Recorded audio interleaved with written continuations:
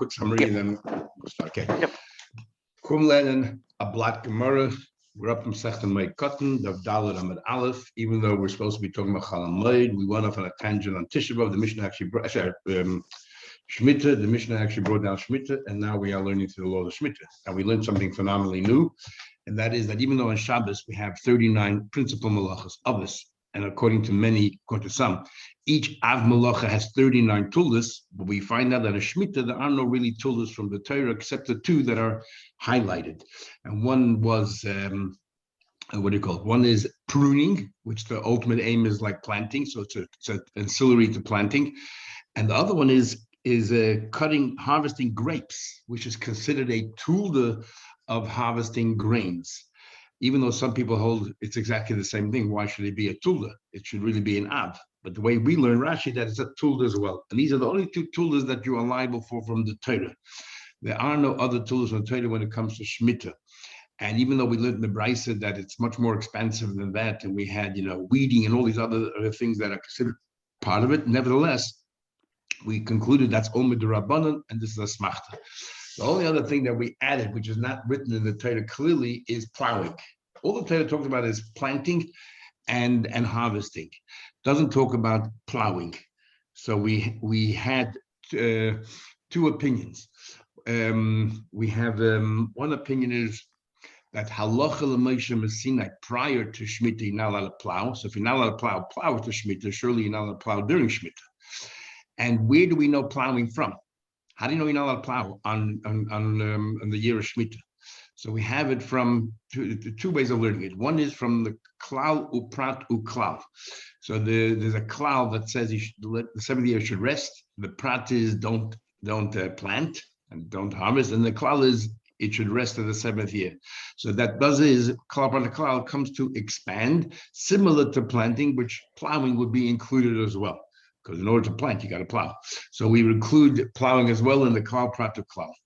And the other way is if you learn like Rabbi Akiva, that the pasuk ubechodesh v'katzet tishbais, which is really talking about Shabbos, but he says Shabbos, that 39 malachas. Why would the Torah only single out these two? So he says that imenu inyan la'isa inyan. If he says it doesn't apply to this particular thing, we'll move it to something else, which is also referred to as Shabbos, which is Shemitah. And why would the Torah have to repeat Shemitah that you shouldn't harvest, that you should rest from harvesting when we know the Torah clearly says you shouldn't harvest? So it must be coming along to come to add to Shemitah. Plowing, just like the harvesting is coming to add, the plowing is also coming to add. So the harvesting is usually at the end, so that comes to add, takes Shemitah, doesn't end Rosh Hashanah, and continues on for a while. The crop of the seventh year, you shouldn't harvest even later on in the eighth year. And the plowing, therefore, is talking about prior to Shemitah, because plowing is a precursor to planting, and that starts before. Now, if you're not allowed to plow before, surely you're not allowed to plow during Shemitah. So that's how we add plowing to it as well. We had an argument that plowing also you get malchus for or not. Then came along Rav Dimi and said he heard a very cryptic statement in Israel and he needs to decipher it.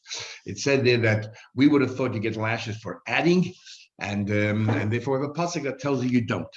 So we don't know what he's talking about. So we had two different explanations so far. One explanation, adding, is the prohibition of plowing. We would have thought that you get lashes for plowing because it's added on. It's not really written in the Torah.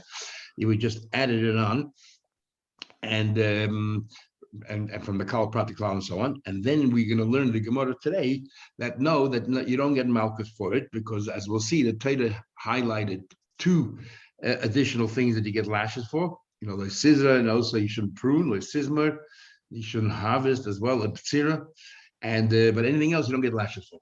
That was one explanation we had. That was Rabbi Yochanan. The day, Tosefes means the days that we. That was the first explanation, and that was the second. That was Rabbi Lazar. Rabbi Yochanan came along and said, no, it's talking about the time period. We added on to Rosh Hashanah. So even though Halacha Moshe Sinai says 30 days according to Rabbi Yishmael, and maybe Rabbi Akiva holds no Halacha Moshe Sinai, came along Beis Shammai, Beis Hillel, and they added more time to it. And then came along Rabbi Shimon Yochai, fixed a time, Pesach for a field and field of trees from Shavuos, and to tell you, but you don't get lashes during that period of time. So we are now up to the Gemara of Daled Amud Aleph, and we're up to Rabbi Yochanan Amar. Rabbi Yochanan comes along and says, he'll give another explanation. What did the statement in Israel actually mean? Sorry, we digressed because we had a whole discussion that Shimon Pazzi came along and said that Gamliel and his Bezin canceled this idea of adding on, and we wanted to know how can a Bezin come along later on and cancel what was made by a greater Bezin. So we said that initially Beisham Besil, when they put their laws into place to extend Shemitah, they also put in a rider, like a sunset clause, that if any future Bezin wants to cancel it for whatever reason, they have that right. Rabbi Yochanan says no. Rabbi Yochanan says about 7 lines on top of the page, Daled and Aleph. Rabbi Yochanan says, Rabbi Gamliel, Rabbi Gamliel ubezdinoi midaraisa bottle. When they canceled it, they didn't cancel it because they had this feeling you have to cancel it. They felt that from the Torah we can cancel it. What do you mean from the Torah? Where did they learn from the Torah that we canceled the idea of addition? My time of why Goma, they learn out Shabbos, because Shemitah is referred to as Shabbos. From Shabbos, and what else is referred to Shabbos? Of course, Shabbos. From the Shabbos Bereishis is a generic term for all Shabbosim. The very first Shabbos, from Adam and then onwards, we replicate that every Shabbos. Malahala, just like when it comes to ordinary Shabbos. He asura, Shabbos forbidden. Lifoneh, ula achre mutarim, but prior and post is permitted. Afkan, the same thing when it comes to Shemitah. He asura, Shemitah is forbidden, but the prior and post is permitted. So therefore they canceled Beishamai and Basil who came along and wanted to ask and canceled the halacha of Moshe Sinai. He wanted to come along and ask her, well, cancel the pasuk of a chodesh with cuts of tishbos to say that you add to the Shemitah year. They say no, we have a Gzerah Shavah that comes and cancels it. Now, what's very interesting from here is this is the source of a very big argument. The whole idea of adding to Shabbos, which we call Tosefes Shabbos, or Tosefes Shabbos, is that from the Torah, is that to Rabbanon. Now, those that say it's only the Rabbanon, and one of the main proofs is from right here. One of the proofs, the other proofs as well. But the proof right here, the Gemara says that just like Shabbos Bereishis, there's no prior, no post. That's what the others say. No, there is Tosefes Mahatera. But so how do we explain this Gemara here? Because they say that even though you have to add from the Torah, but there's no minimum. You can add 1 minute and you fulfill your mitzvah.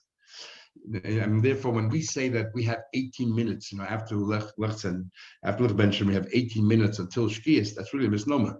You only have 17 minutes because we need to add to Shabbos at least 1 minute. But that's it. A minimum of a minute is sufficient. And therefore, what the Gemara meant to say is that when it comes to Shabbos, it's a minuscule amount that you're adding on. So how can it be that when it comes to Shemitah, you have to add a month, you have to add 3 months? That's what they're saying. But anyway, the Gemara doesn't agree with this answer at all. Why not? Because there's no such Gzerah Shavah. You just made it up. And we have a rule, 13 ways of learning the Torah, but Gzerah Shavah is one of them that you cannot make up. It has to be passed down tradition, whether you have to hear exactly what the Gzerah Shavah is, or just a number of places in Shabbos says it's a number of Gzerah Shavahs, and then we just place them. But this Gzerah Shavah doesn't come into the picture. Masker Ravashi, Manda Amad Hilchase.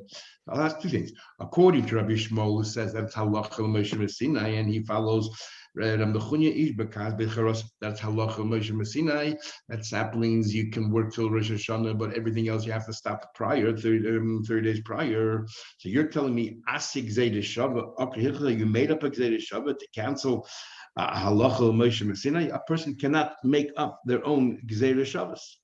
Umanda Omakron, Rabbi Akiva says it's more than it's a pasuk. Like we learned in yesterday's Gemara, a fascinating thing, that halacha Moshe Sinai is equal to as if it's written in the Torah. It's both the level of severity is exactly the same. That's why the Gemara asked the question yesterday: if something is halacha Moshe Sinai, why do we need a pasuk? It's the same thing.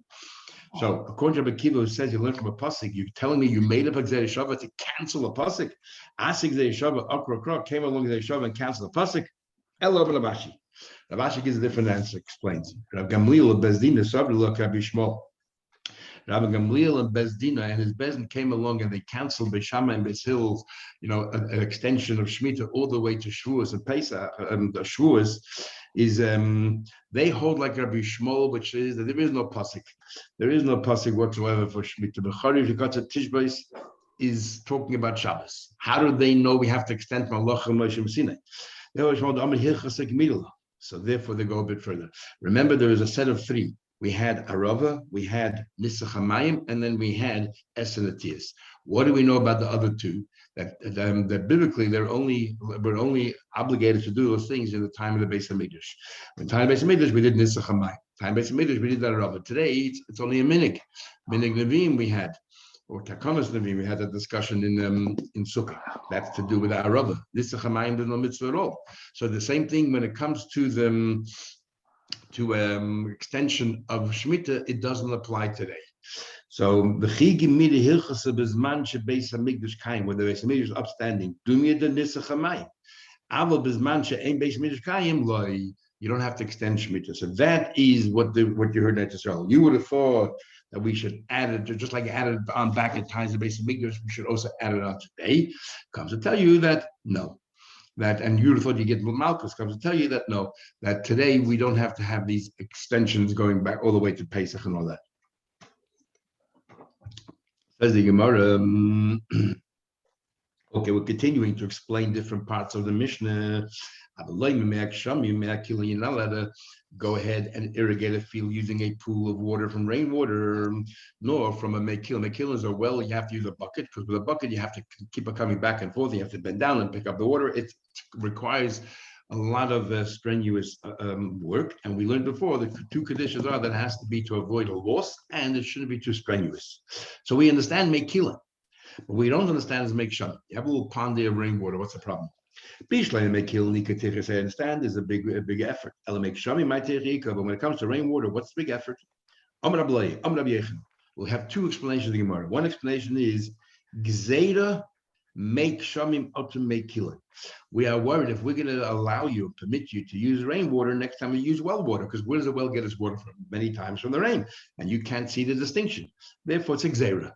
Rabbi Ashi, interesting, Rabbi Yechon was the first generation of Meraim. Rabbi Ashi is the very last generation, and the Gemara puts it together as if they're having a conversation.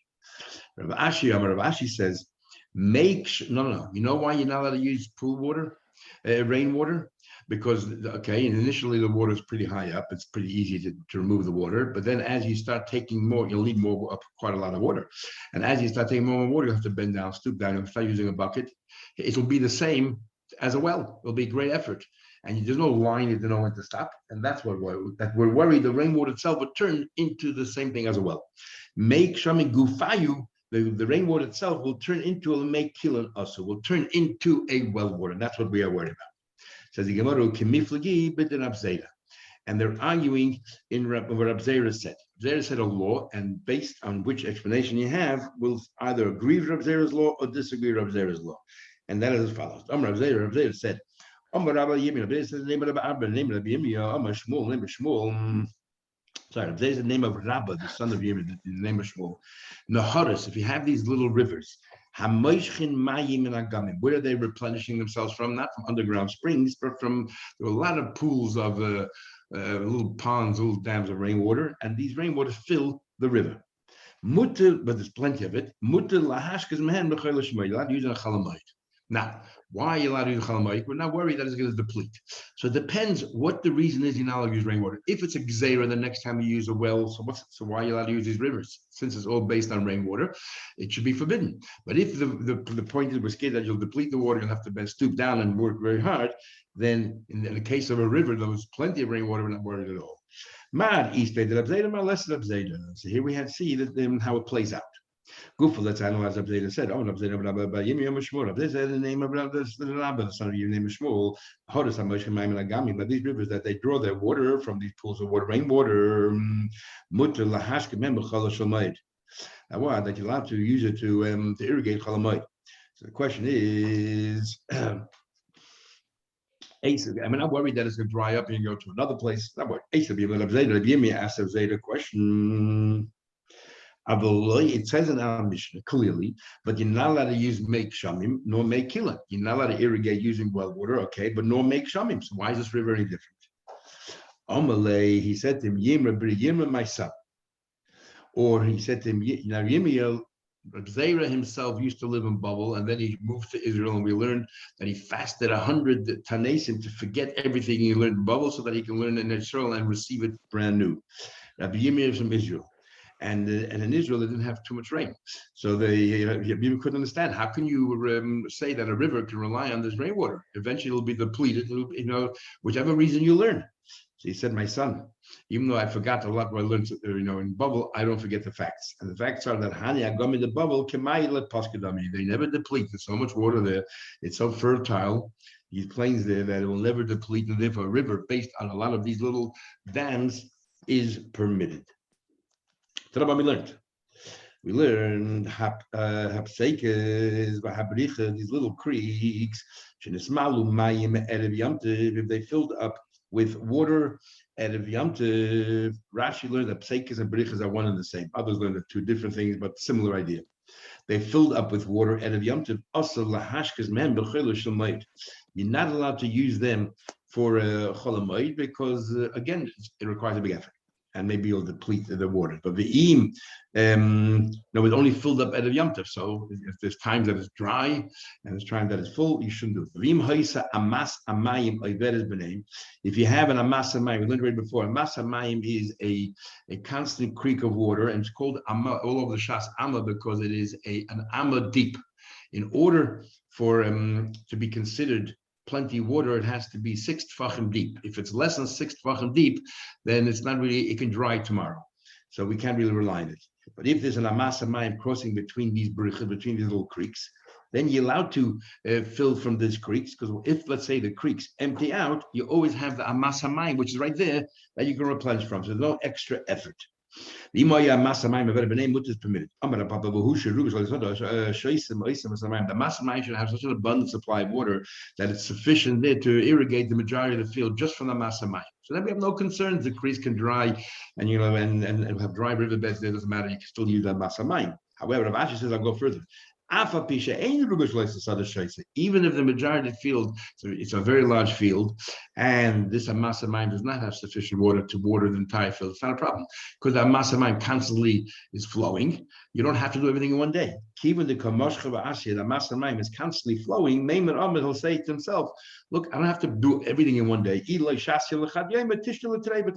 I don't have enough water for one day, I'll do it over 2-3 days. I won't make a very big effort, and therefore you can use little creeks around the amas amayim as well. Says the Gemara, we learned. This is what you have. You have a field above. You have a beis hashalchim, a beis hashlachim that's higher up. It's thirsty. It needs water. And you have a beis hashlachim at the bottom, and then you have on the side in between you have the spring, and what do you call it? And you have there next to the what do you call it?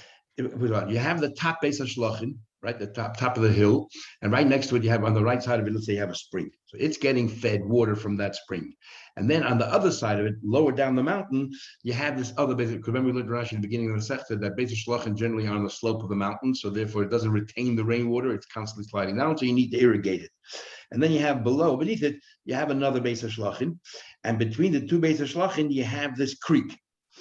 And what happens here is that as the top beis hashlachim gets full of that spring, some of the water drips down to the bottom beis hashlachim, and it goes into the creek that's between the two beis hashlachim. So it constantly gets filled from the beis hashlachim on the top, which gets it from a spring.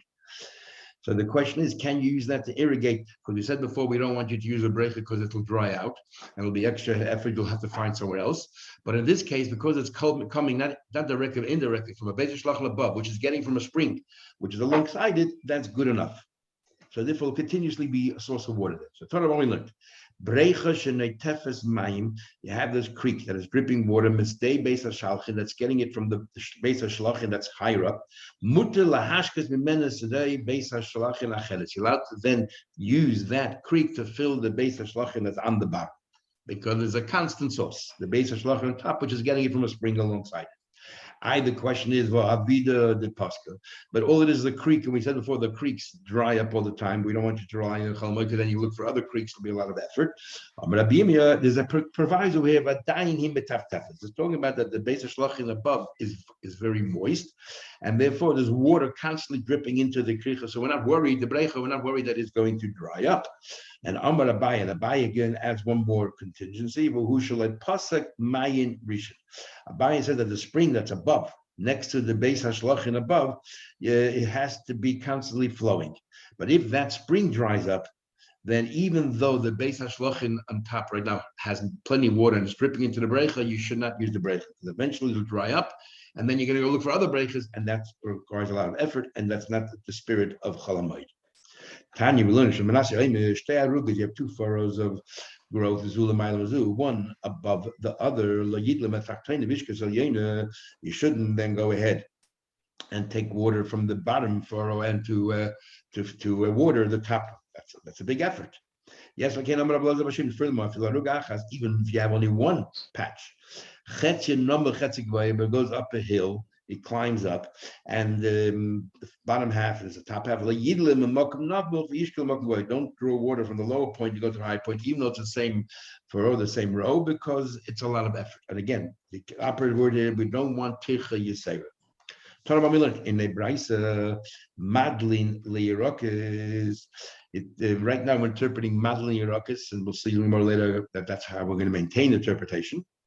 That you can water vegetables, you're allowed to water vegetables, in order to eat it on Chol Hamoed. But if it's merely to make it grow better, that's forbidden because that's profit. But if you want to able to eat, otherwise you'll have a loss. You're allowed to water the vegetables on Yom Tov, and we're talking about it here according to some, even a Beis Habal. The way you want to learn Pshat Rashi, we're talking about a Beis Hashlochen. So therefore, it needs the water. You want to prevent loss. Others say that even if it's just a Beis Habal, it's not really preventing a loss, but because you want to eat it on Chol Hamoed, that you're allowed to. Says the Gemara. Rabbi was traveling on the road. A person that was using a bucket, the Moed, filling water on Chol Hamoed. And we learned before, you're not allowed to use a bucket Chol Hamoed. You're not allowed to use a basic Shamim. Mehakila is using a bucket. And now he was using a bucket for a base for what do you call it? For a base. The way Rashi learns is he was using it for a base Habal, not for Beis Hashlochen. No, Rashi holds that this heter, the way we understood, is only allowed for a Beis Hashlochen, which needs that irrigated water, not for a Beis Habal.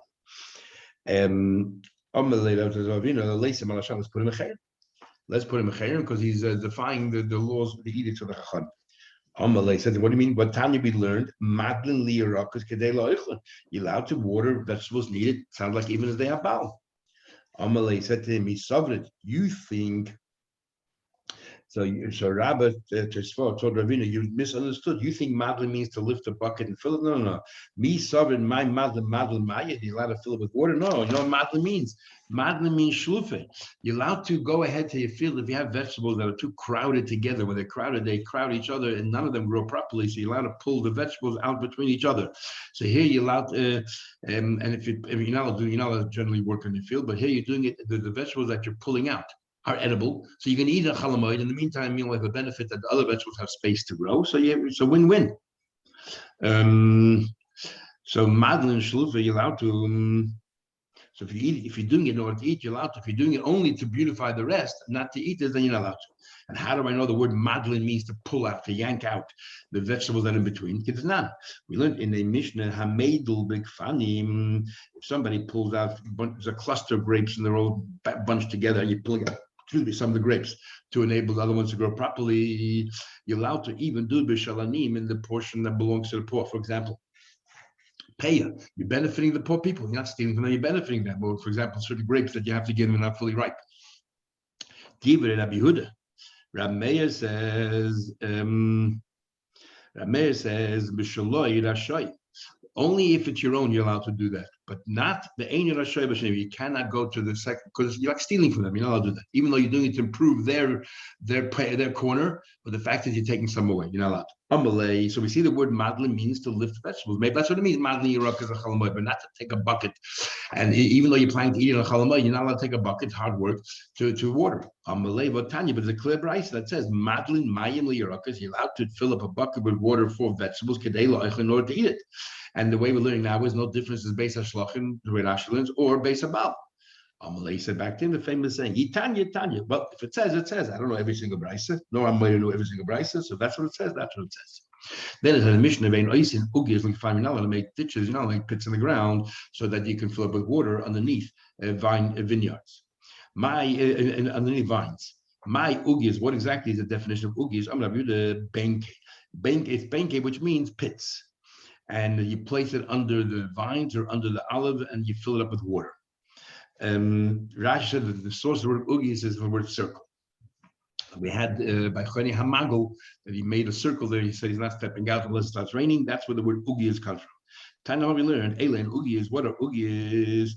Bedidon in by bedidin is a little pit. Should be ikre zeisi. We can find these little pits that they make place under the olive trees and under the vines. Ain't it's not so. But Rabbi Yehuda Shadar lebnei.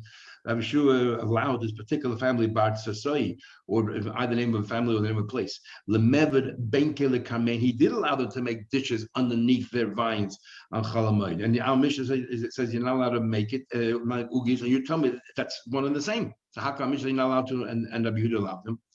Like kasha, it's not a question at all. If you want to make brand new a ditch that never existed before, you know, do the Chalamoid because it's a big effort. Here, when Rabbi Yehuda allowed to do it, it was Batiki, it was an old one. There was already existed one before, but then got filled up with dirt and sand and so on. So all they're doing is clearing it, a lot less work. That he permitted them. Then the Mishnah continued. Rabbi Lazar says, "Ain't oisin esa amma." You're not allowed to create an amma, that creek that's 6 tvachim deep on Chalamoid because it's a big effort. Bishleimim Moed says, "I understand Chalamoid because the Torah because it's an effort." Ela shvius. Now remember, Shemitah effort is irrelevant. It's only the Torah said you're not allowed to plant, you're not allowed to harvest, and we learned that also you're not allowed to plow. But that's it. Where does it come? You're not allowed to dig up an amma. Why not? They make a creek over there. Why not? My time is we have two opinions. Pliga, but there's an argument between Rab Zeda and Rab Abba Bar Mama. Chad Amma, one of them says, it looks like that you are tilling over the soil. Remember, when you, in order to dig out the ground very Greek, you have to dig out the soil. It looks like you're preparing the ground to plow, and that is forbidden. And the chadam is plowing. Because what happens is all the soil that you take out, you put it on the side. You're creating now this mountain there of very rich soil. Makes it very easy. If you want to plant tomorrow, you go there and you plant. So therefore, that's why it's forbidden. It says you want to my benayu. End of the day, what's the difference which reason it is? They're both saying the same thing. Ika benayu. The difference is the osu maya basei. What happens that as soon as you dig out that particular creek, suddenly water appears. You make sure you fill with water straight away. So it's clear that you're not doing it to plow the field because you fill it with water. How can you plant where the water is? But if the reason is because on the side, the soil that you took out, you can use now and plant there, then it's still an issue because you can still use that soil to plant. The one is that you're preparing the means the wings or the sides to planting Ika. It's still a concern. So you can't make an Amma on Chalamoid even though you fill it with water straight away. But a man the Amma it looks like plowing. Then if you want to build this creek on Chalamoid, all you do is fill up with water straight away. Like there's no issue. Says the Gemara. But the fact is they're both issues. So who cares what reason you gave me, but the other issue is still an issue. Well, the malnomination the problem is that the problem is plowing. Okay, so you eliminate that problem by filling with water straight away. But isn't it a problem also that you've prepared on Chalamoid soil that you can plant? You prepared it for planting. That's a problem. Do that on Chalamoid. So they both agree that it's an issue. So if you fill with water straight away, it's not going to help because you still have that soil that you put on the side that can be used to plant straight away. I'll tell you what the difference would be. The sand that you're digging, you're scooping out, the shadi libra, you throw it far away. So here, the issue is as follows. The one who says that you're preparing it in order to plant leka. If you wanted to use that soil for planting, you would have left it right next to the creek because you have the water right there and you plant right next to it. What's the idea of tossing it far away? Obviously, you have no interest in using that soil to plant it, then you'd be permitted. The ones who looks like plowing, Ika. We're talking about not a case where there's water, generally. You threw it far away. The one who says plowing, it's still an issue because you removed all the sand and it looks like you're plowing. Says the Gemara, the one who says that the main concern is that the soil you can use for planting, and now I'm not worried because you threw it far away. But why isn't he worried that it looks like you are plowing? Which from Rabbana should be forbidden. So he answers, I'm not worried because I believe when you're plowing, even when you're plowing, if you're really plowing, you would leave the sand right next to it. And the fact that you threw the sand away shows us you have no interest in plowing at all. And why are you doing this? Obviously to build a creek. And now, and this is all to do with it seem like appearances, even though you have it's no kavanah. So Taisa asks, why should it be a problem? But it's a psik ratio. The fact is that the sand that you pulled out can be used to plant. So it's a psik ratio that it's as if you prepared sand for planting. Says further, Ameimat actually, when he learned the law that says Rabbi Elazar ben Azariah said you shouldn't build an amma, he actually added the reason to Rabbi Elazar ben Azariah's words. Masnala, he added the reason that it looks like a plow. Not that that just going to give a reason we have two Amoraim arguing. He inserted this reason in Rabbi Elazar ben Azariah's words. Says he might have solved a kasha Rabbi Elazar ben Azariah. You have a question Rabbi Elazar. What's the question? Well, me, how can Rabbi Elazar ben Azariah say we're worried that maybe you're plowing? The problem is it appears like plowing, also forbidden. I'll ask you a question from another law of Azariah where it seems clearly he's not worried what it looks like. And that is, what I mean, as a question that says, that a person wants to take his fertilizer and he wants to, heap it up and make a little mountain of fertilizer. So, so it says over here, what do you call it? So in Shemitah, he wants to bring all the fertilizer together and put it somewhere proper in the middle of the field. And we won't, and in a way that people shouldn't accuse him, oh, you're putting fertilizer in the field, you want to plant Shemitah here. Is Rameir says it is forbidden. So the first opinion says you're allowed to, if you pile up in one place, in one corner, or in one part of the field, it's all right. That's not normally how you put out fertilizer. You scattered it all over the field. Rameir says it's forbidden. You have to dig in the ground 3 tvachim deep because nobody buries the fertilizer in the ground. You usually leave it on top. Or you raise it, elevate it 3 tvachim from the ground. So clearly then you're not planning to use the fertilizer with your plants. Let's say if you already had, however, some fertilizer there before Shemitah started, and all you want to do is add, then then you can add to it because then it's clear you're not planning to fertilize the field. You just already have an existing pile and you're just adding to it. Rabbi Elazar ben Azariah says no. Even if you already had some fertilizer there, I don't want you to add there on Shemitah unless you dig 3 tvachim deep, or you elevate 3 tvachim, or you yitin al hasela, or you actually place it on top of a rock. Now, what does Rabbi Elazar ben Azariah clearly say here? He clearly says that you're allowed to dig in Shemitah 3 tvachim deep. But by digging 3 tvachim deep, doesn't that look like you're plowing? Rabbi Elazar ben Azariah, according to his version of Rabbi Yimir, saying that you're not allowed to dig an amma because it looks like you're plowing. And here he suggests that when it comes to fertilizer, if you want to place fertilizer in the field, then during your Shemitah, dig up a hole at least 3 tvachim deep and then place the fertilizer there. How can you do that? It looks like you're plowing. I'm going to give 2 answers. One of them says it's talking about Rabbi Elazar is saying it provided you already have a hole somewhere, a pre-existing hole prior from the year Shemitah that's 3 tvachim deep, and you place it there. Or the fact